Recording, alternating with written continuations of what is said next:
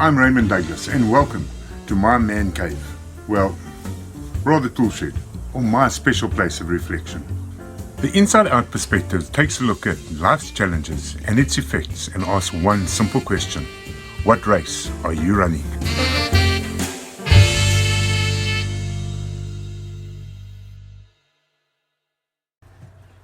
Good day and welcome to another episode of the Inside Out Perspective. And yes, the second cold front has hit the southern tip of Africa and it's raining. You can most probably hear it coming through on the sound on the roof of my special place of reflection. And no, I'm a South African. I don't support New Zealand rugby. I support you're going to have a look at too. So the first thing in this interview which I noticed was the question relating to Taqiyya. Now Taqiyya, as we know, is the lying and deception which is allowed in Islam to promote the faith or to promote the cause of Allah. Now Muslims normally go and they say, oh no, this is only in a war scenario when they feel threatened. But if you have a look at what's happening with this new evidence coming out about the changing of the Quran, the diacritical markings and the historical content of even if Muhammad existed, it is a direct attack on the faith. And therefore Taqiyya is allowed. And this is what Yasir says about Taqiyya. I'm speaking to a group that are not even academics, they're awam, right? And the point right now is to these people, many of them think Islam is out to kill us. They're demonizing the faith.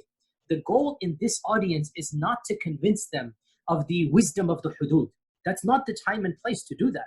The goal right now is to explain to them, look guys, you know, your text, Leviticus, Deuteronomy also has issues that you understand, but you still believe in Christians, okay? Notice two things in this answer which is given. Firstly, we as lay people are not academics, so therefore there's the undertone of we don't have any right to question. But this confirms the Quran, which clearly states that people may not question and should just follow.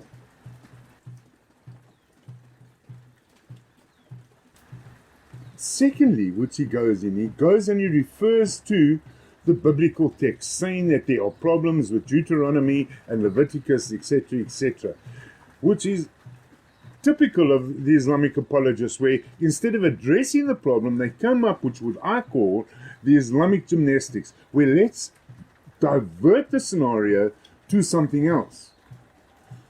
But in that diversion, let's just ask the question: wherever had the Christian or the Judaism faith burnt the original texts? In the mass of the evidence of the New Testament manuscripts, wherever has it come out that there have been changes, deletions, erasions, additions? So, can you understand that this Taqiyya, although he denies its practice, he confirms that they're actually doing it? What does he say next? And again, I made a judgment call. You have full right, if you were to be put in that position, to make a different judgment call. I knew the context, I knew the city, I knew what's going on. I made a judgment call. This is not the battle to be fought right now for this audience. Now, so what do you hear here? This is not a battle for this audience. In other words, this is only to be discussed with serious scholars.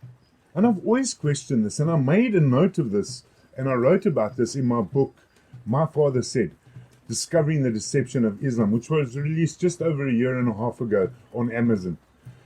And I had a look at this and I questioned this. Why is there this Islamic gymnastics where there is a question and the standard answer, and it didn't matter which Muslim you spoke to, you got the fixed standard answers all the time. And what I realized was, it was the manner in which they taught. And it's simple parrot fashion. Here's the formula, here's the solution, and there's the problem. And that is what you say. Versus the Western view, where one is given the formula and you're taught how to apply it to a given problem. Notice the difference. The one is parrot fashion, just follow. The second one is, here's the formula, apply it to the problem. Learn and work through it. What does the Bible say about this?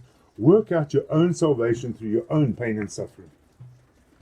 How does Yasir answer this. Let's see what he says next.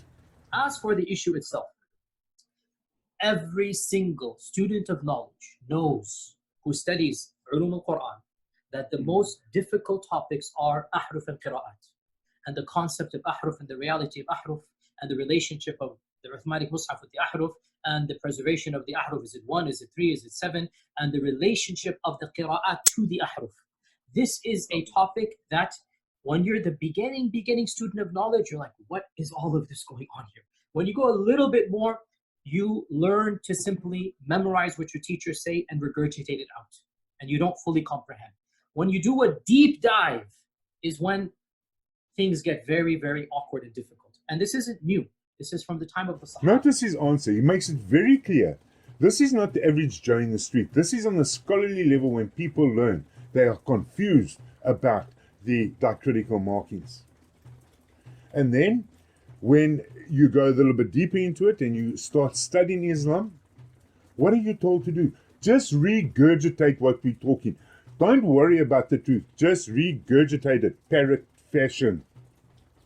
When I put this theory to the test in my book, My Father Said, I got a lot of flack and criticism, especially from the point of view that I'm degrading the mindset of Muslims.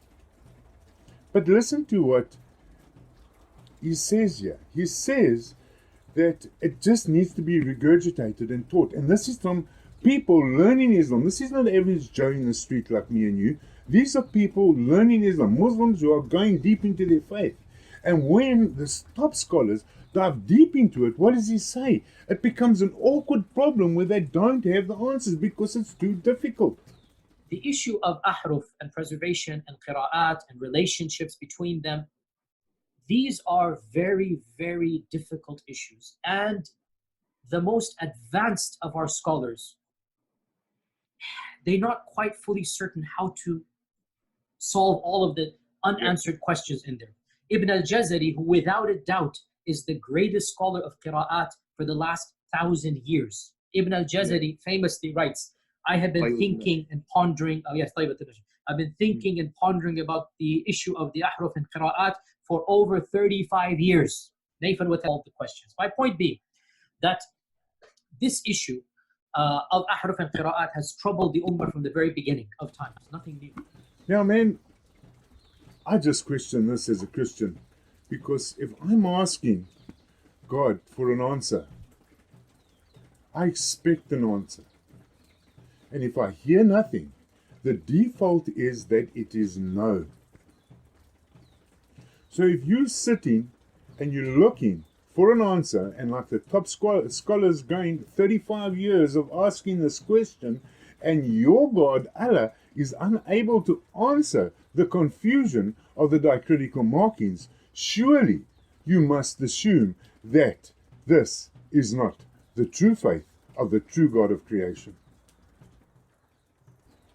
And secondly, I want to point out, when I as a Christian dive deep into my faith, whether it is looking at the significant historical background of Passover, or just Jesus' teaching of the cursed fig tree, man, I come back out of looking at the source material there enriched and alive, knowing that there's a body of evidence that supports and confirms my belief in the death and resurrection of Jesus. And this comes from the true God of creation. So surely there's got to be a balance. And where does the balance fall flat? Because you see, this mindset of Islam, which it's going through at the moment, just regurgitate what we're told. Isn't this exactly the same which happened in the Dark Ages with Christianity? Have a look at it. You talk to a Muslim about just general things of violence on our faiths. And what do? But have a look at the Crusades and how Christians, under the banner of Jesus and Yahweh, killed millions of people. And yes, it's true. It is not a good period of history now. But why? Look at what the monks and the scholars of the time were doing. They were hiding the truth of the text away from the mass of the people. And isn't this exactly what Islam's doing.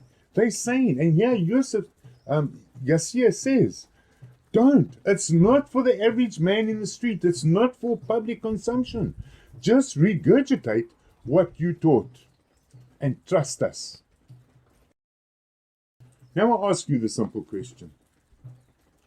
If you wanting to buy a second-hand car and you get the approval that this is AA approved, that's number one, everything's hunky-dory, roses, all tests show that it's a top car, and you jump in it and it won't start because it's missing the engine.